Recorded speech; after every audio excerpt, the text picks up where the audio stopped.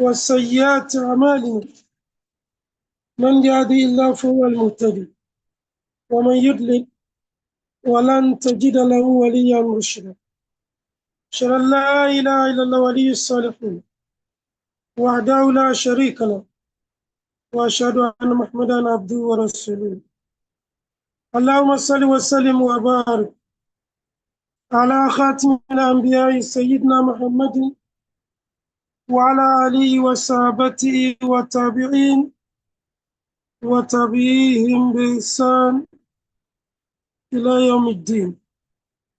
أما بعد السلام عليكم ورحمة الله وبركاته. I seek refuge in Allah against the accursed shaitan. I begin in the mighty name of Allah, the ever gracious, the ever merciful. All praise is due to Allah. We thank Him. We seek forgiveness of our sins from Him. We put all our trust in Him. We seek Allah's protection against the evils of our hands and our hearts. I bear witness that none deserves to be worshipped except Allah alone, the guardian of the righteous. And I bear witness that Muhammad sallallahu alaihi wasallam is Allah's apostle and also his servant. I seek Allah's choicest blessings upon him, upon members of his worthy household, his courageous companions, and upon all those who will continue to follow their footsteps till the day of accounting. After, I extend the best courtesy by saying Allah's peace and blessings abide with us. We thank Allah for bringing us together again tonight. We appreciate the gift of life, the gift of faith, security, peace of mind, good health, and happiness, all of which relatively combined to make tonight's program possible and also easy. We ask Allah subhanahu wa ta'ala to continue to abide with us, to continue His protection over us, to continue His favors that we know and the ones we don't know, and the ones we can't know over us. Tonight, I think we can close the biological status and have a good conversation.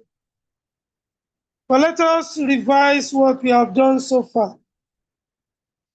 We observe that in an average Muslim home, there are two constants: permanent anger. Everybody is angry. And permanent unhappiness. We won't say sadness. We are angry. We are not happy. Of course, we know that these two situations are not limited to Muslim families. But we do know that a number of times we expect Eldorado because we assume that we are Muslim, so we shouldn't have problems. So when we have problems, we escalate, we exaggerate, we blame one another's faith or lack of faith for our problem. Whereas the truth is, we cannot be so pious as to never have problems. What our piety does is to make us understand our problems and try to limit the escalation of these problems and to control the consequences of this problem. We have had a long discussion on the problems that culminate into making us permanently angry and permanently unhappy. But we want to start looking at the 5 integrated solutions. They are understanding of status, as our statuses affect our marriages, our families, and every other thing in our lives. Discussing this status and then accepting the status as reality, and then discussing and then seeking forgiveness from Allah where we err, and continuously praying as Allah commands. For example, in Surah Al-Furqan, Allah has described the Ibadur Rahman as those who pray. رَبَّنَا هَبْ لَنَا مِنْ أَزْوَاجِنَا وَذُرِّيَّاتِنَا قُرَّةَ أَعْيُنٍ وَاجْعَلْنَا لِلْمُتَّقِينَ إِمَامًا. Our Lord, grant us from our wives and offspring the cooling of our eyes, and make us the leaders of the righteous. This is our prayer point. At the end of Surah Al Imran,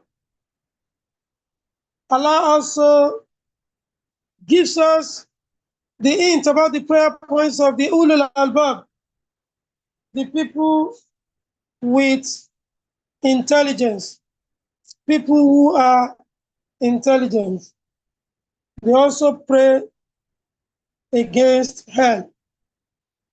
In Surah Al-Furqan, back to it, the first prayer of the people that will be exempted, the Ibadur Rahman, that will be exempted from the clutches of Shaitan, is also against hell. What happens if our homes are now hell, or a piece of hell? It is because we are not as devoted as we assume we are. One of the reasons we assume we are not what we are is what we started discussing at the joint Askar last Sunday. I mean, this Sunday, 3 days ago. We devote our lives to dramatization and costumization of Islam. What we preach and pursue is the dress, the outlook. And once we have the outlook, when the woman wears a hijab, she's already a Muslimah. She is even a mu'mina. And if she wears niqab, she has completed the deen. She is on top of her faith, which is not always correct. And once the Malab wears turban, wears beards, jumps his trousers, he has completed Iman. So when he behaves like a normal human being that he is, we become disappointed. We start quarreling. And he's a Malamo, he's a Daya, he's doing Dawah. What's the essence of his Dawah? But is it better than Muhammad sallallahu alaihi wasallam? Whereas Muhammad also has his own share of the problem. This is where we were coming from. We are now talking about the status. We are talking about the biological status as it affects our families. We have looked at the gender. So let's go to physiological makeup. I said physiological and anatomical because I really don't understand. But when I give an example tonight, you will understand what I meant. There are these people called chimera. Chimera. They were twins in their mother's womb, and the second one died in the womb. So the chimera absorbs all the content, characteristic, DNA, and so on of the dead twin brother or sister. People like this exhibit a lot of strange, very, very strange characteristics biologically. For example, a chimera has two DNAs, his own DNA and the other DNA that he absorbs.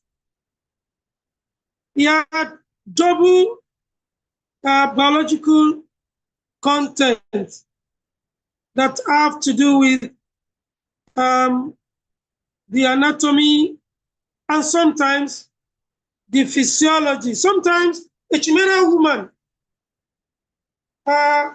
absorbs the male twin. And so when she grows, she will grow with beards. She will be growing beards. The beards that the male twin that she absorbs should be growing. We call them witches. Here we say they are witches. How can a woman be growing beards? Sometimes they have broken voices. They speak like males. Sometimes they have two DNAs. And when they have children and there's dispute about the paternity of the child, the DNA will be false while being true. The DNA may be the other DNA. So the child will be given another DNA out of the two that the father is carrying. And what is known with the father will be different from the DNA of the child. So a lot of mistrust will happen and so on and so forth. Sometimes this develops into two genitals. I've forgotten what you call that one. When a person has two genitals, one may predominate. What do you people call that one? Hermaphrodite. Hermaphrodite. So chimera can also develop into hermaphrodite when he or she absorbs a member of the opposite sex in pregnancy. So we have this biological, physiological makeup that usually attract us to one another. Broad chest, good height, and sometimes when a woman sees broad-chested, above average height man, she naturally expects that what this man is carrying will be consistent with his height. Sometimes it doesn't happen. Even sometimes, when it happens not to be consistent with the physiological makeup. And so the most important part of marriage is adversely affected. The tall man does not have the genital that is as long as the woman expected. And again, we are Muslims. We are not testing this thing before marriage, and so we become disappointed after marriage. If we are unfortunate to have tasted sex before marriage, but not with our spouse, and we get disappointed, it is going to be a permanent problem. Permanent problem. Because whatever makes a woman to fall in love twice, for example, The second love is the genuine love. Because whatever makes a woman to love another man, that love has killed the love, the first love for a man, and it is usually not revocable. A honest woman will terminate the marriage once she falls in love with another man. Usually, it is when the woman commits zina and she enjoys it with another man more than with a man. Whether anyhow she commits zina, it usually kills the love that she has for her husband. But today, this physiological makeup is affected by age, but we ignore it, we deny it. We now begin to look for solutions, and this is what will affect and be affected by other statuses.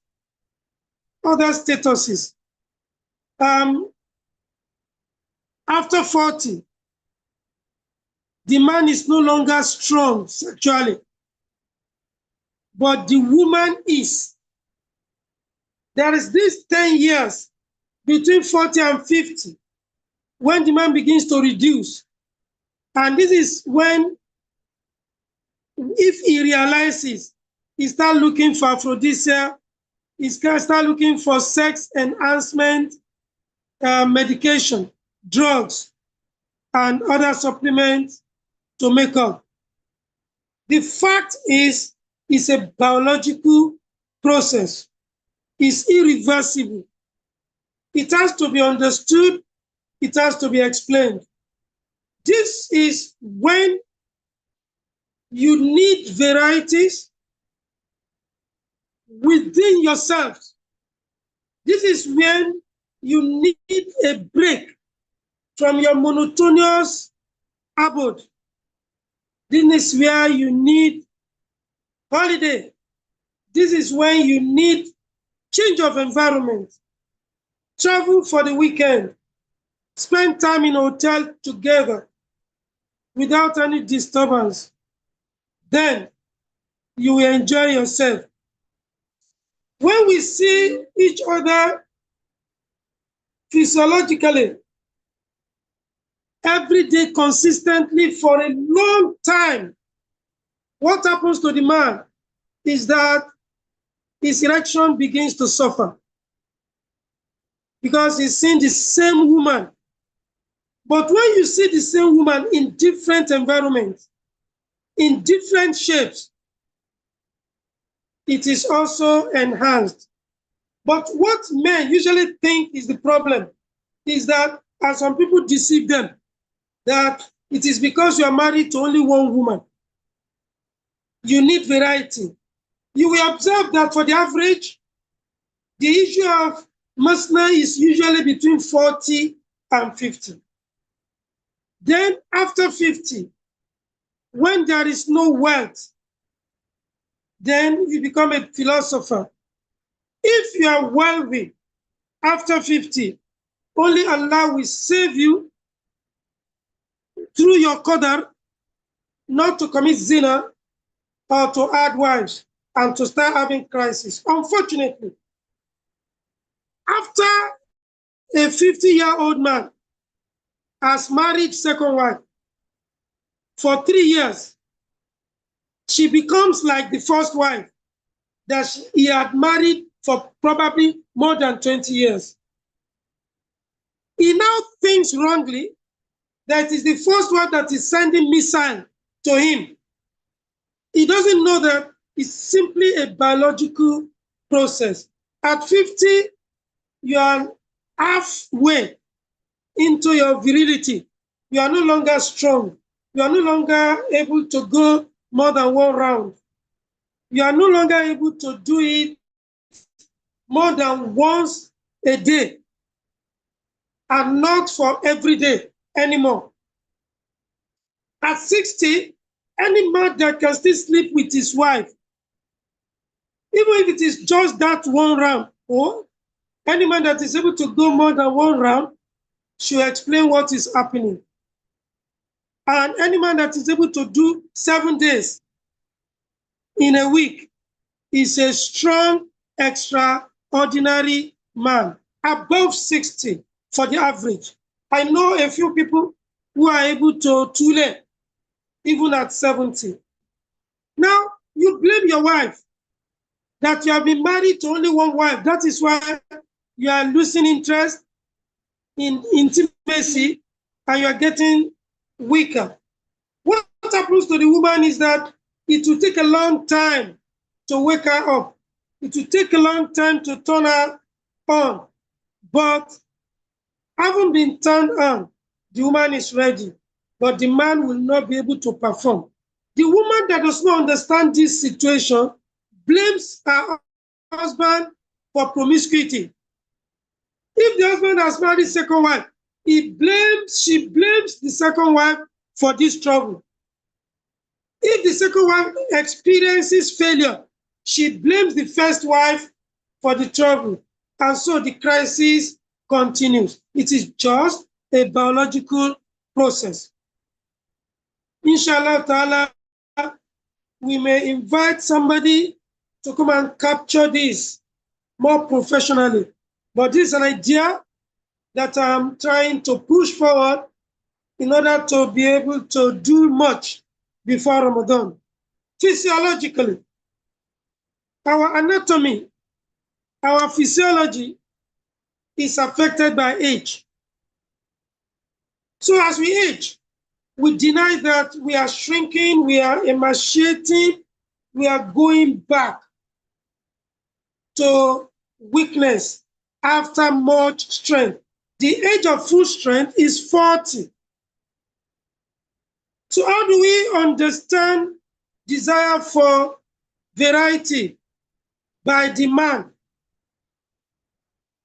There is only one way to understand it. It's a natural psychological event.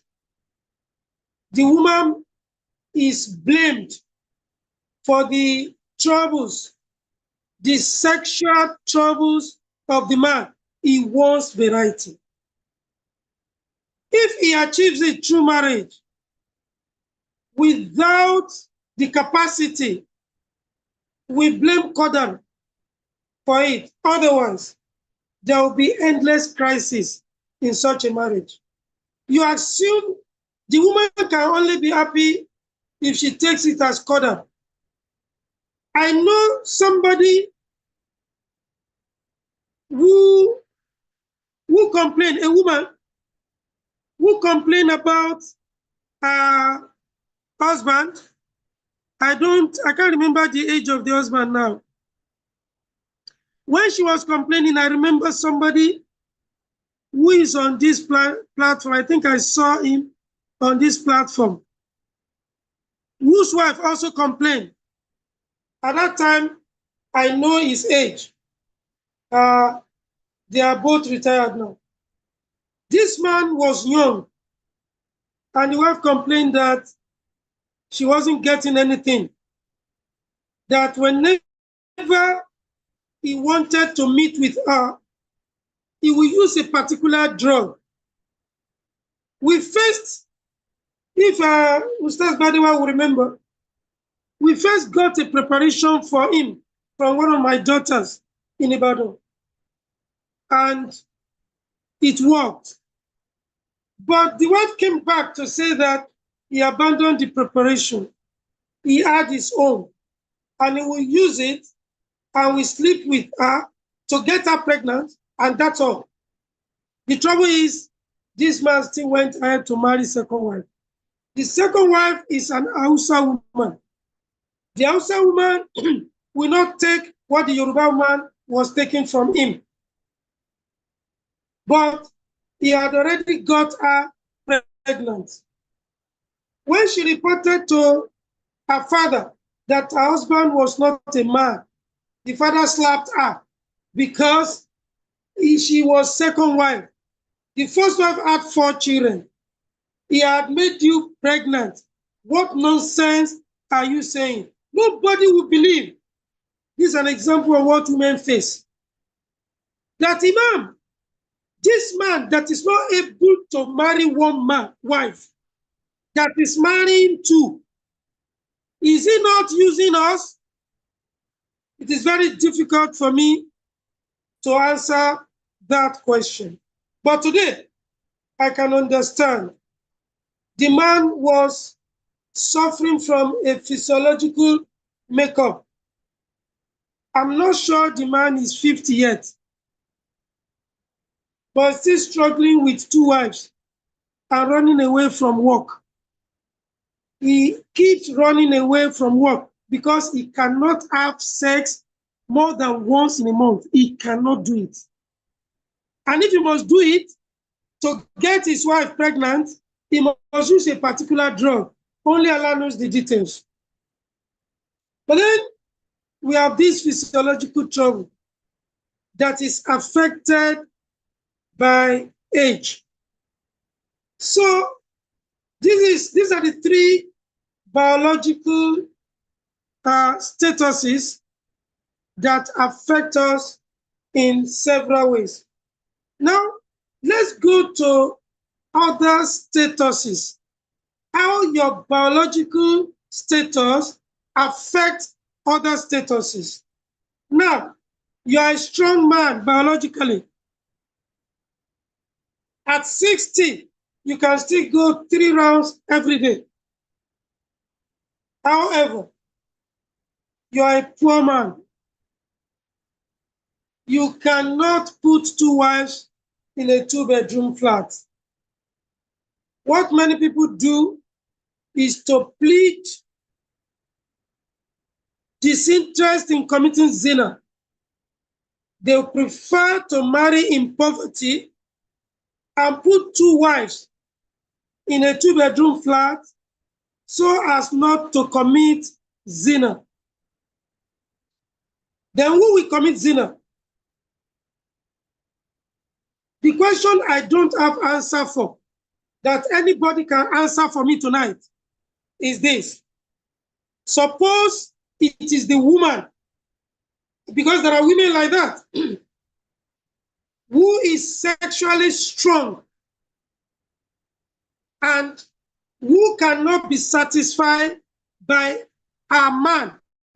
A man is an average, and she is above average. She is a super woman. The husband is an average man. The husband is now 60. The wife is 55. The wife can still go 3 rounds every day, except when menstruating. If the man can marry a second wife to make up, what should the woman do? I don't have an answer to this question. What should the woman do? I want somebody to note this question and help me, because of a particular case that I'm afraid to ask for update. I manage the case, but up till now, I do not want the couple to call me to tell me anything, because I don't want to be seen to have failed, because I think I'm a super life coach. So I don't want to be a failed super life coach. The question once again, if it is the man that is sexually strong at 60, he can marry in poverty rather than commit zina. But if it is the woman that is still strong and active at 60, there are few women, although, and the man is an average man who cannot do more than twice a week and only 1 round. What should the Muslim woman do? What should the Muslim woman do? Somebody to help me answer this question. But let's go on. Your age. will affect your social status. Your age will affect your economic status. Yeah, you are 60. You have children and grandchildren. They have no job, and you need to help them. Even if they have government job, you need to help them. At 60, you have retired. No more income. They have not paid your gratuity. And you want to enjoy your wife. Your wife is also trailing you. Sometimes the wife is even older than the husband. The wife will retire before the husband. At any rate, at retirement age, for those who are slaves but do not want to accept because of the social status of a director. Anybody that earns salary is a slave. Take it from me. I'm ready to be engaged. Anybody that earns salary, even if it is 2 million a month, is a slave. So when this slave retires, responsibilities increase. While working, people were asking him to help them. He was helping them. After retirement, these people will not stop expecting him to help them. He now has children who need help. He now has grandchildren who need care. His children, the parents of these grandchildren, cannot take care. They cannot help their father in their old age. The mother is the one who will bear all the brunt. The wife, the grandma, is the one. Gen Zs will carry their children to go and stay with grandma, always grandma. Grandma will now have no time for grandpa. She's busy taking care of her grandchildren. Grandma will now have no privacy. Grandchildren will now want to sleep in the same bed with grandma. Secondary disturbance. What had happened almost 40 years ago, when you have to wait until the baby has slept,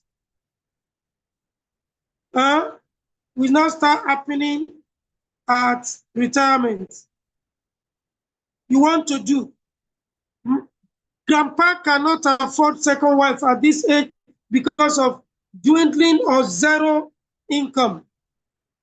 Grandma is not happy enough to be tuned in for this enjoyment. Even if grandma also wants it, there is no privacy, there is no time. Economic status also makes their accommodation straitened, not spacious, not private, not confidential, not conducive. So what happens? Permanent anger becomes a permanent feature. Permanent anger becomes a permanent feature of this kind of family. What is the solution to this problem? Don't forget, what we deny is that libido is the only means of being happy together. It is the only way to bond. It is the only way to release stress, genuine stress, genuine way to manage stress. Here we are. The blessings of Allah are now preventing grandpa and grandma from bonding.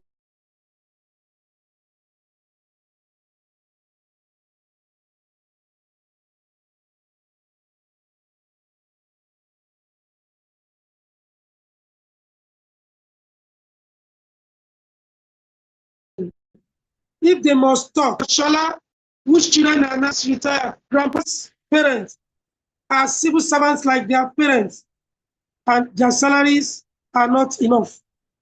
How can you think of sex at this age in this circumstance? What we should be planning is extra income after retirement.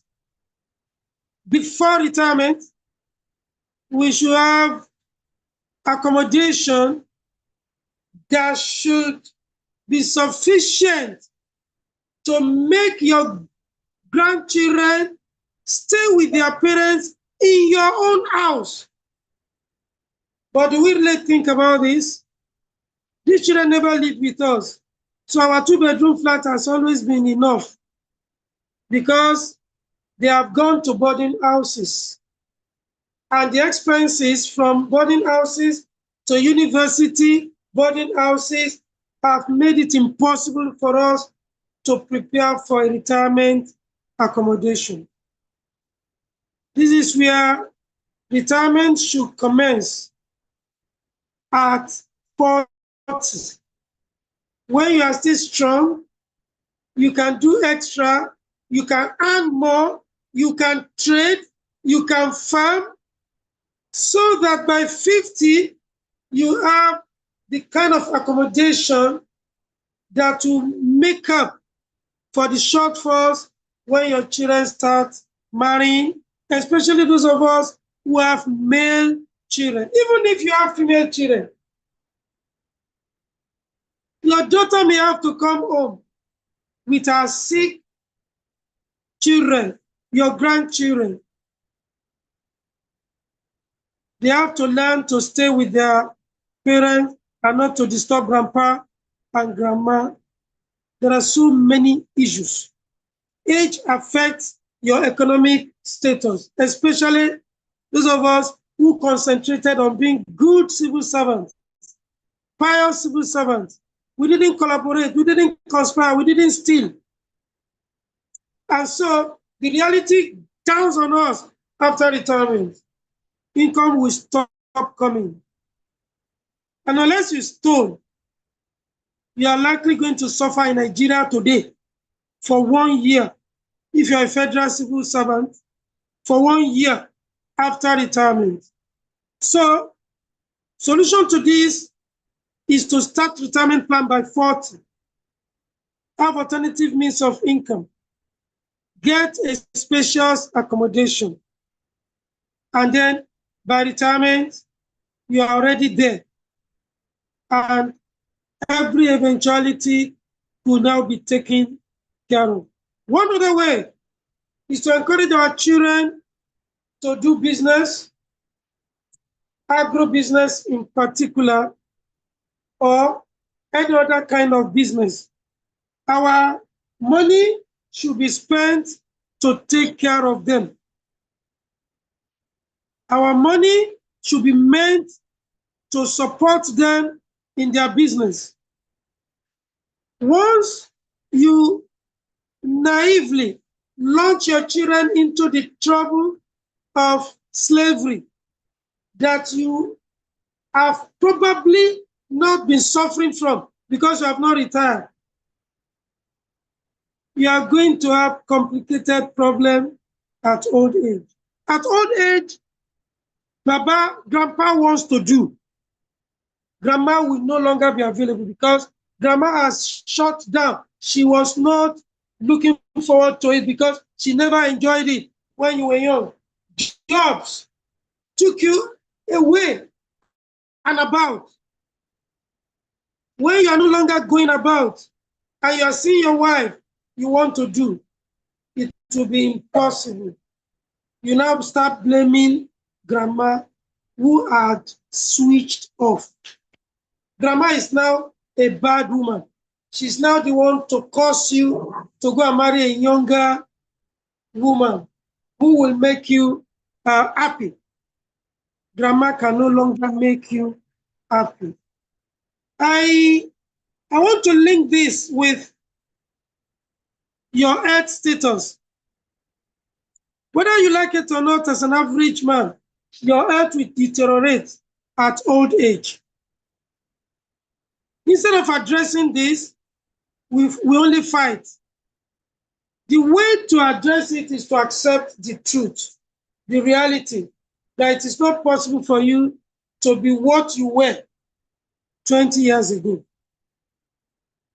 And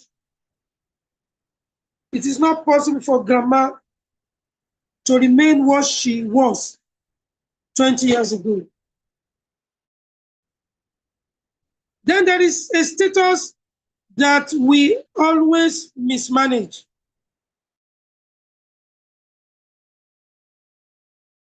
That is your psychological status. How do you think? There are narcissists, pure narcissists, only themselves. They are not capable of loving other people. They are selfish to the extreme, and it is not a human fault. It's a human makeup. A narcissist does any good thing for a selfish reason. You cannot convince him, you cannot preach to him, you can only understand him and love him. Am I making sense? A narcissist woman, Allahu Akbar, is so selfish that even if she's not sexually active, you must still not marry second wife. Even if you're a billionaire, a narcissist woman will kill you. Because narcissism is an extreme form of selfishness. It is not a faith matter. It doesn't have to do with faith. Even when it is a mild narcissism, the mild narcissism is extreme jealousy in a woman. It has to take a personality that can kill all human factors. And that is a spiritual status to kill this jealousy. It doesn't have anything to do with faith. Let's take an example in the life of the Prophet, sallallahu alaihi wasallam. When Abu Salama died, the Prophet sallallahu alaihi wasallam condoled with Salama and asked her to pray to Allah to give her somebody better than Abu Salama. Salama said, there is nobody that was better than Abu Salama. The Prophet chuckled and left her. So after her iddah, the Prophet ﷺ went to Salama, an extremely intelligent woman, and sought her hand in marriage. Salama said, no, I'm an extremely jealous person, and I don't want trouble in your home. My extreme jealousy will make me reject your other wife, and you're not likely going to enjoy me. The Prophet ﷺ said, hey, she said, and I also have children that I do not want anybody to maltreat. And your wife, what she did not say is that your wife who are barren will maltreat my children. So she told the Prophet off. There are women like that, whose brain cannot accommodate anything apart from what has been fixed into it. The Prophet smiled and said, As for jealousy, it is natural. I'm also jealous, like Allah himself is jealous. We can manage jealousy. As for your children, they are also my children. So this is what Salama considered to marry the Prophet. Let's talk about two things that Salama did that remain wonderful in the life of the Prophet and in Islam. At the Treaty of Hudaybiyah, the Prophet ﷺ told the believers that Allah had accepted their efforts as Umrah or Hajj, that they should shave. All of them refused to shave. The Prophet went into his tent. Salama went to him and said, your face is not sweet. What happened? The Prophet ﷺ said, the anger of Allah had come down an arm's length. She said, why? Because the people for the first time disobeyed me. What did you ask them to do? I asked them to shave. Is that all? He said, yes. Salama said, my dear husband, call one of them and shave your own head publicly. Come and tell me the effect. The Prophet ﷺ called one of them and started shaving. Everybody shaved. Salama solved a critical problem from inside a tent. There was a woman who was going to say no to the Prophet. But how did the Prophet know that she had extrasensory perception? Why did the Prophet take her to Treaty of Hudaybiyah? Why not Aisha? Each woman to serve a particular purpose in each expedition. Aisha was the woman he took to Khaybar. And we remember, if we know what happened when Sophia was negotiating on behalf of her people, Aisha started fighting her because Aisha knew that Sophia would marry the Prophet.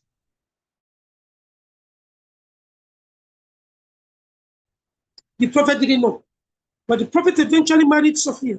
One day we should be talking about the women around the Prophet, both his wives, his admirers, his helpers, and those who offered themselves to him to marry, who he did not marry. How did he marry his wife? After Ramadan.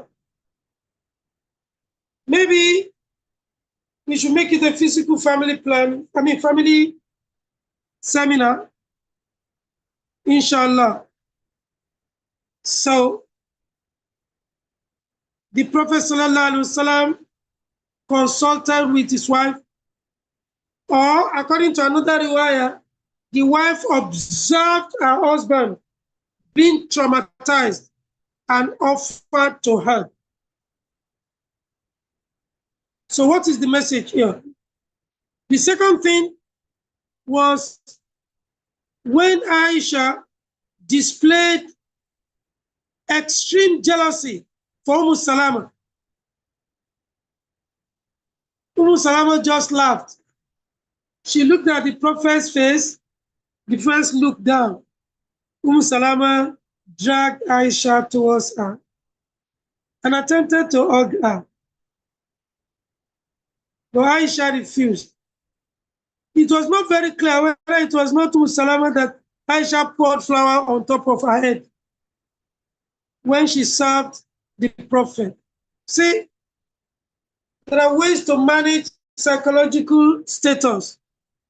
If your status is psychologically imbalanced, not publishable. You don't go about telling people about your spouse. If your spouse's psychological status is bad, you cover him, you cover her.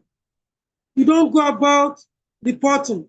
What we do is to go about reporting. There are women who love their husband so extremely, the only thing that will please them is for them to see their husband 24/7. 24/7. This kind of women, when you marry them, you must create extra time every week. You must create extra time for them. When you will not go anywhere, you'll be with them alone. And you must be strong. You must be strong to make them happy.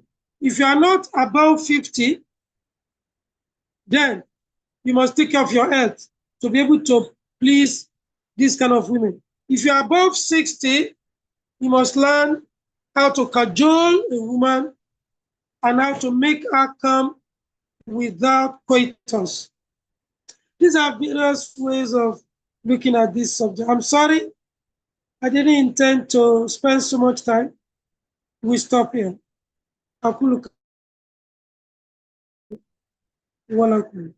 سبحانك اللهم وبحمدك ونشهد أن لا إله إلا أنت ونستغفرك ونتوب إليك.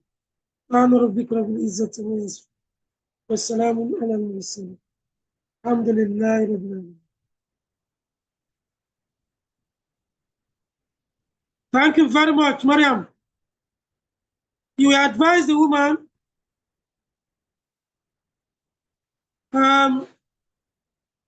to be patient and not to divorce, because to divorce and remarry might end up not solving the problem, as she is likely to face same problem with the new husband. And to resort to zina, never ever should she do this. So the best solution is to bafu along and stay put where she is. Thank you very much. Professor, Salama gave 3 reasons. I am an old woman. The Prophet also said, I'm an old man. I had many children, and I'm a jealous woman. The Prophet responded that I'm also an old man. Thank you. The children are my children. Thank you. Every man is jealous, but I will pray to Allah to remove your jealousy. Jazakallahu khairan. This is an enrichment that I greatly cherish and appreciate. Professor, another professor, Allah knows how he wired his creatures, looking at natural composition of women and the kind of world they are created for. I consider this as part of faith and faith of women. Perhaps in there lies their Jannah. Jazakallah khairan, Prof. I thank everybody. I hope we have made your day tonight. Let's see how we end it tonight.